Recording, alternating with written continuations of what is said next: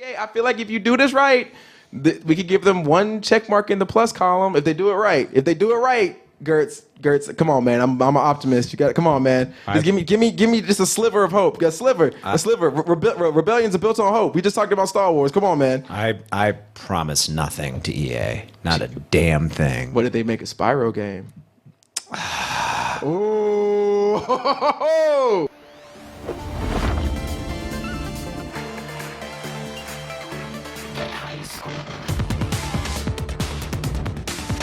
There is a certain franchise out there that sells every year. It sells well every year. And it, of course, belongs to our great friends, our overlords, our masters over at EA Games. Yes, your crew, the people you said are the best people in the video game industry. You said they're better than Naughty Dog. You said they're better than Sucker Punch. You said they're the best. You said they're better than Insomniac. That's what surprised me. They're evil. Damn, they're flat out evil. Yeah. But with EA, of course, they have multiple franchises. You're like, what are you talking about? Battlefield? Are you talking about NBA Live? Are you talking about Tiger? Is Tiger Woods still still making golf games? Still? I don't think so. I feel like he is. No, it was what was it Roy McIlroy? I think Roy McIlroy is how you say his name. That's his name. That's how you pronounce it. It's spelled differently than how it's pronounced. Well, you're Roy McIlroy to me. That's who you are. But no, EA has multiple franchises coming out every year, and of course, one of their biggest ones, featuring the goddamn double on their cover this year, is Madden. You see Tom Brady right here, the ruiner of dreams, the man that I just feel like is the worst person on the planet, and he's on the cover of Madden. So let's hope that Madden curse comes into effect this year, people, because I feel like he needs it. I think your hopes are about to become deflated.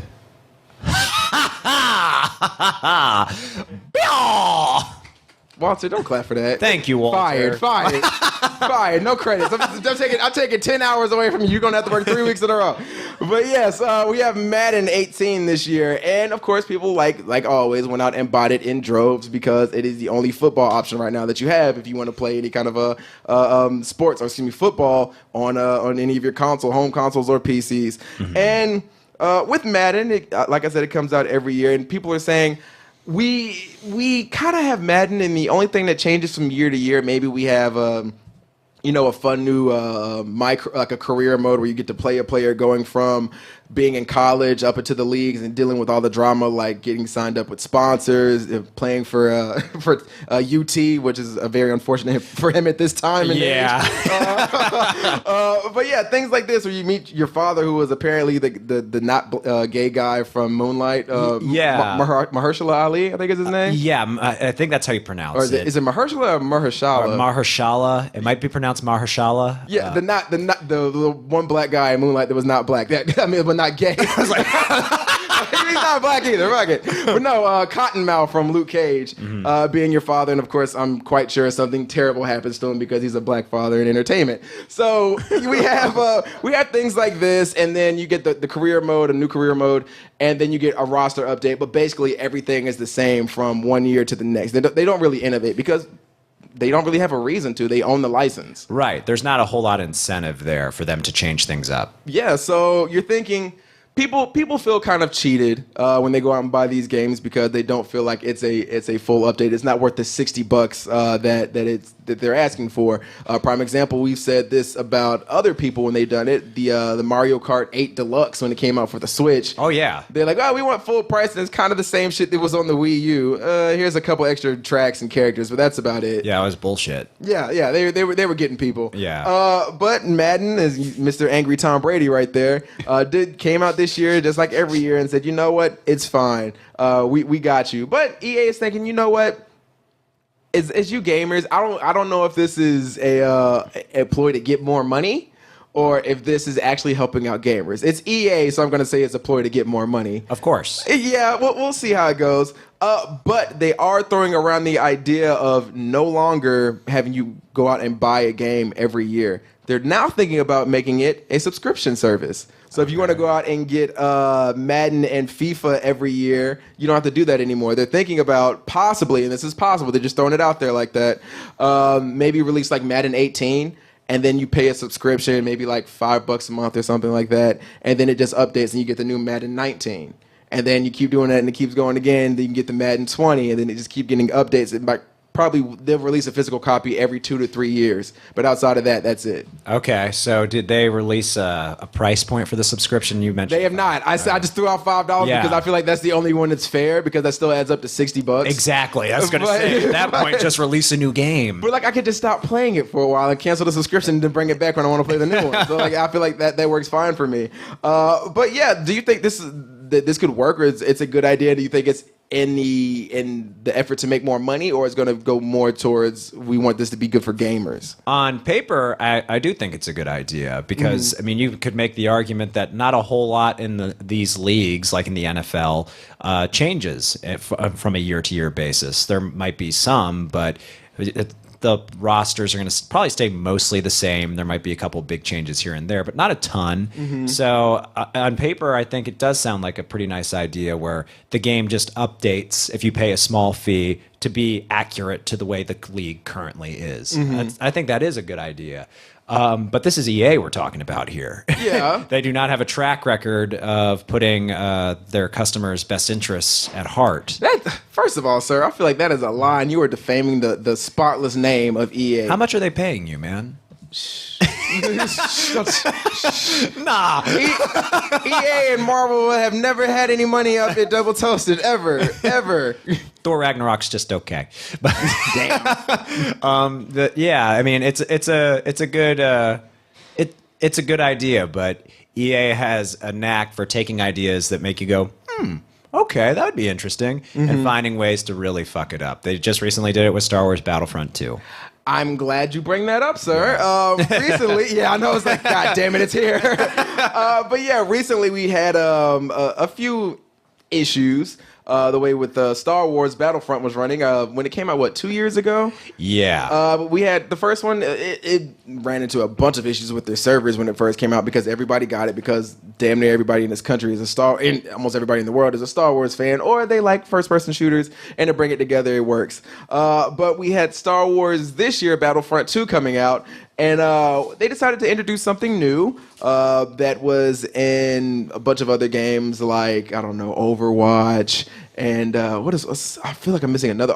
Injustice 2, with having things like loot boxes, and then things like Injustice 2 and in Overwatch, they're more cosmetic. You maybe get an emote or a skin, or a new voice line or something like that. Something that just maybe make you. Make your character look a little bit better. And in Injustice 2, you can improve your stats, but you would just get stuff left and right, and you could buy it flat out without any kind of problems or any kind of microtransactions. What's up? And a lot of those games, you can get those items through in-game currency. Right. Like Overwatch, you can usually get the stuff through in-game. You don't have to pay real money to get a loot box. But in this new Star Wars game, you see the daily crate, as they call them, or the crates right there. The loot boxes. They're fucking loot boxes. They're loot boxes. You're not getting anybody, EA. We know what you're giving us. Yeah. But we have those right there, and these basically just change the entire way your multiplayer game goes. You get boost. You get, maybe you can get extra health.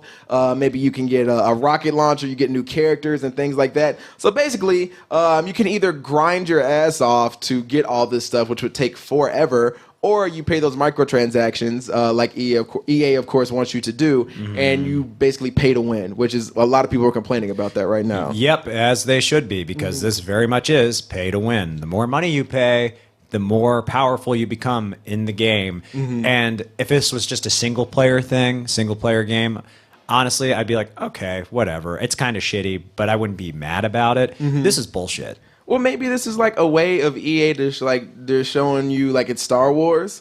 So like if you pay to win, you're like with the dark side, but if you like grind, you're the light. So like maybe there's like a metaphysical thing going on here. Like I feel like you don't get it. Like see, you don't have that level of intelligence like a Rick and Morty watcher to know. Yeah, so you get it. So yeah, so yeah, but no, with this new Star Wars game, it is very pay to play, and I don't care who you get telling me how it works. John Boyega, you're not gonna make this sound any better. Trooper, a vehicle, reinforcement, or hero. You can find them in crates, or craft, and upgrade them using parts. The rarer the tier of card, the more powerful its effect in battle. No, John, no, because you just want me to spend my money on some shit that is going to disappear in like 5 years. Yeah, and I like how they have John Boyega doing this, but he doesn't sound anything like the character he played.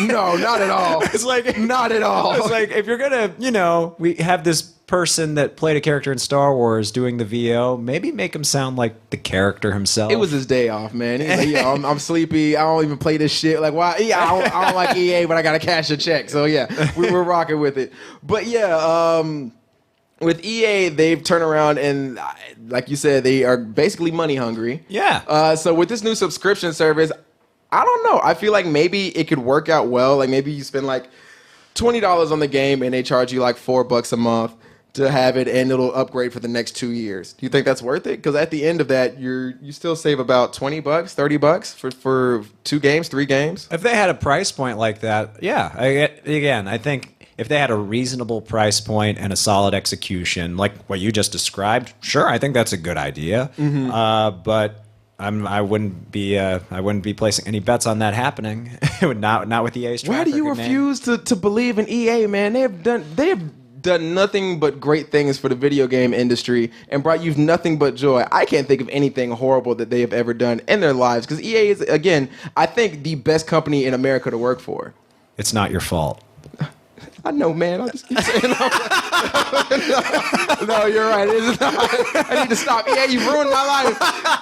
But yeah, I think personally, I think this could work if they decide to do it right and not try to rob people blind. Agreed. It could be something that's innovative, because again, there are multiple franchises out there like Call of Duty, which comes out every year, but I think that's more of that might be more of an issue because it's 2 different studios always working on it. But you have games that are made by the same studios, the same publishers every year, like Madden, like NBA 2K, like Live, like FIFA. So it's like, you know what? Maybe if they decide to go the route of a subscription, not try to milk us for everything we're worth every year, it'll feel less of a burden. Like you pay, it's like a Netflix subscription kind of. Right. Yeah. Again, I think it's a great idea in concept and on paper, and it could work out well. Again, I'm just we'll see. The guys orchestrating it, I don't have a whole lot of faith in them. And let me correct myself. I see the chat screaming at me. It's 3 studios on Call of Duty.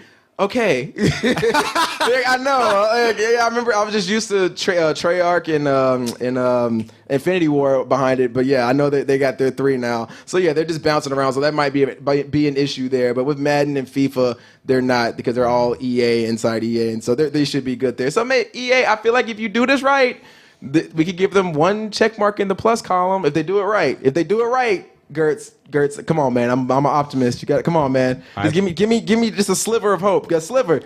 Rebellions are built on hope. We just talked about Star Wars. Come on, man. I promise nothing to EA. Not a damn thing. What if they make a Spyro game? Ooh. Amanda, you don't know what to do with yourself. I know, because they'll have some like pay to win bullshit in that too. They'll introduce some multiplayer in a Spyro game. Oh, of course. Why not? Yeah, why not? It makes no sense. Pay a dime to shoot fire out of your mouth. Why? Like, EA would just bastardize it. That's what they do. They just ruin everything that everybody loves. Well, you know what's great about that? They do a lot of stuff like that because they're up next in the next story. Yep. With EA, we gave you a compliment on one good thing you're possibly doing with the new subscription service that you might be running for Madden and FIFA and all your other franchises that you release every year.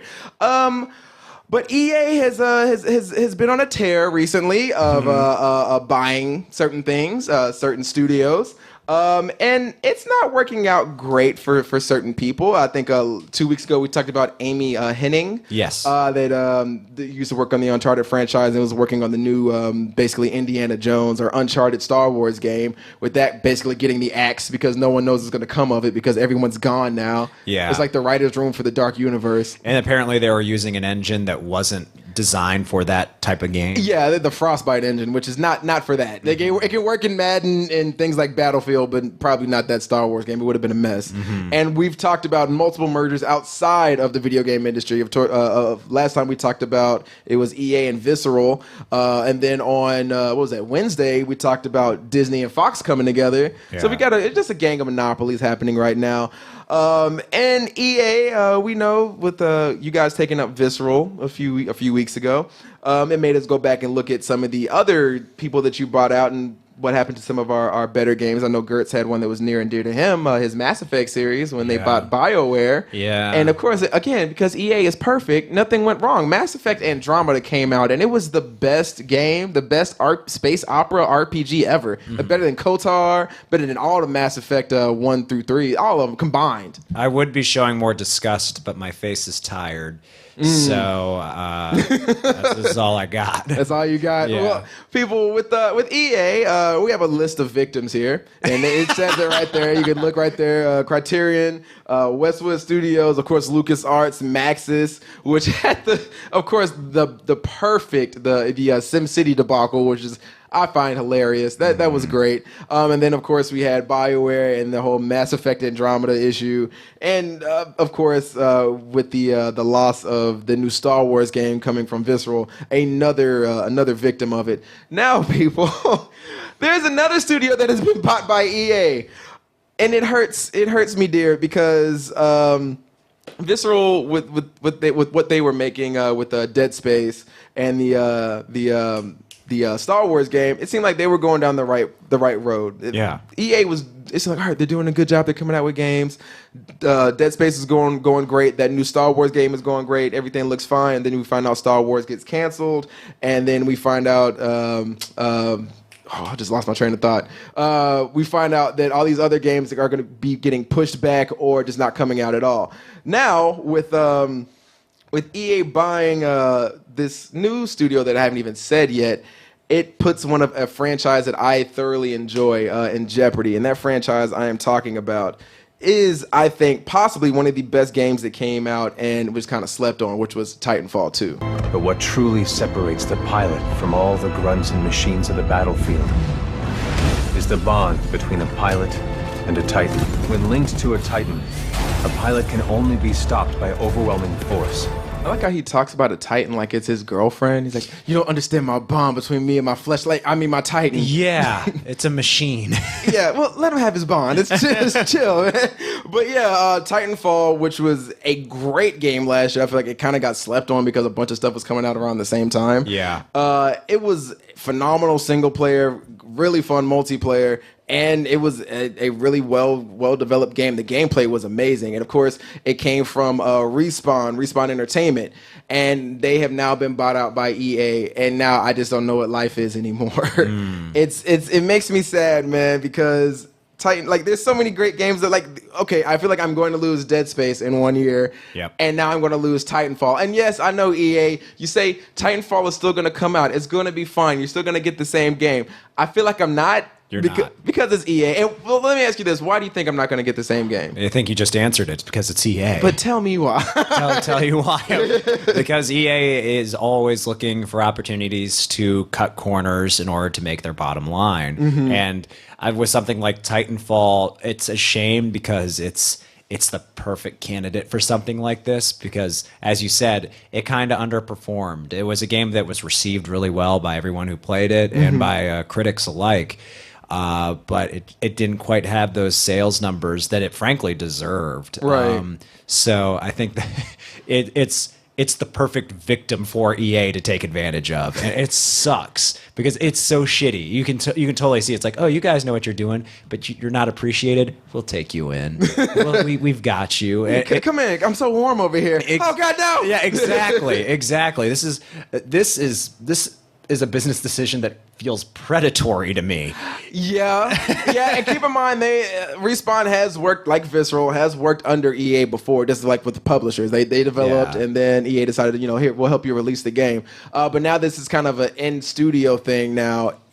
I feel like we're gonna get the same thing we got with Call of Duty, the way it's going downhill. I know that's with Activision, chill, or with Battlefield, which is with EA, where the content's not getting much better. Like it's okay and it's coming out steadily, but we don't really see any big gains in gameplay wise or anything like that. With Titanfall, the difference between the first and the second one was just great. I remember the first one, I was like, all right, it's kind of fun, but I really wish it had a entertaining single player mode instead of just being basically multiplayer the whole time.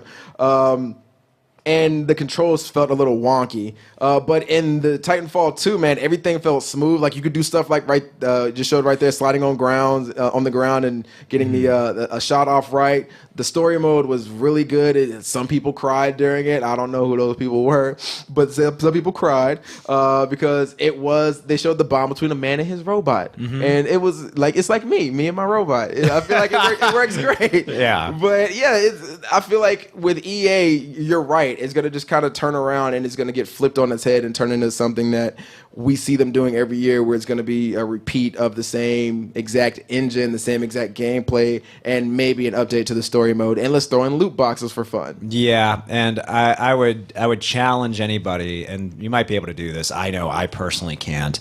To come up with a property or a gaming studio or a franchise that was improved by being acquired by EA. I don't think you can do it. You might be able to. I might be blanking on one, but every time I can't. Every time they, at least based off what I know, based off my knowledge, every time they acquire something, they find a way to make it worse. Yeah, they bastardize it pretty much. Yep. Yeah, EA hasn't improved. I can't. Yeah, you're right. I can't think of one. All of I can think of are just the disasters that they've had with prime example with Mass Effect Andromeda, or we could just go back to that full list of studios that just imploded after being anywhere near EA. Yeah. Keep in mind, some of them have gone on are still doing things. I know.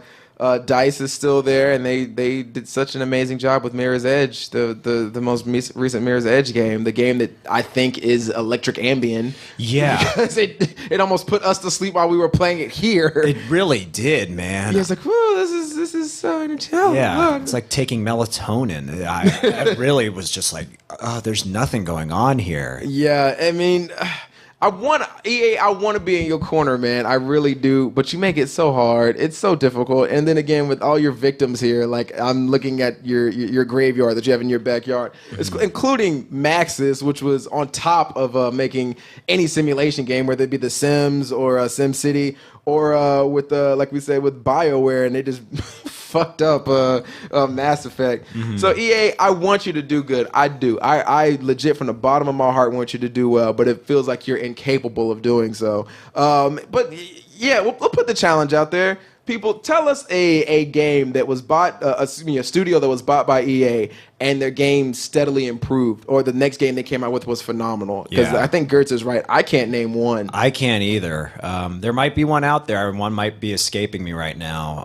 But yeah, it seems like every time they get their hands on something, the rate may be different. It might be like, okay, it might be more gradual, or sometimes it's even immediate. We're just like, wow, this is shit, and the last one was great. What happened? So do you feel like with EA they're going to become kind of like the Disney of video game industry, the video game industry? I think a big difference between EA and Disney is I think Disney has some form of quality control. Yeah. Like Disney, the worst thing you can say about the things that they release is that they're safe. Marvel movies often get criticized because they feel safe. The new Star Wars movies feel safe, but they're not incompetently made. That you can tell that there's some craft there and that there's an effort being made, and they're well made. When EA gets their hands on something, Mass Effect Andromeda is not well made in any way, shape, or form. It got criticized because it's a buggy mess. It's not because it was bland or safe. It was because the game flat out didn't work at points. It didn't work because her face was tired. Yeah, right? Yeah.